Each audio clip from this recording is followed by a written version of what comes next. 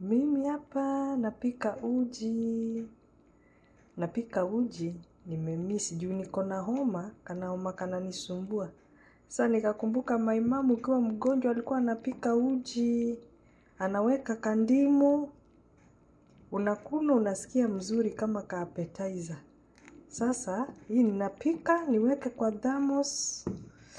Nitakunywanga tu kikombe pole pole. Kuna kitu ingine mazee, wenyewe wale watu mko na family, hata ukigonjeka mtu anakuja na kuona na kushughulikia. Shukuru Mungu. Juu sasa kama uko mbali na watu wenu, familia yenu, ukiwa mbali, ni wewe tu na Mungu wako. Ukiwa mgonjwa utainuka ujishughulikie mwenyewe.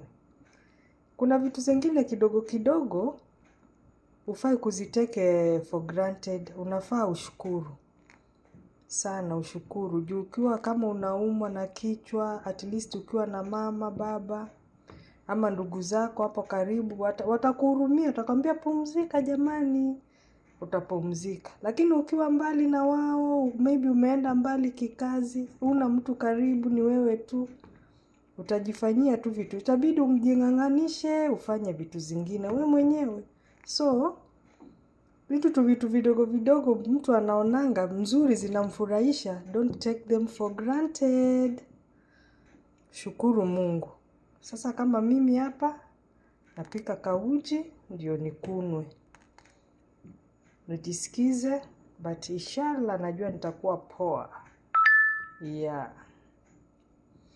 Nawapenda.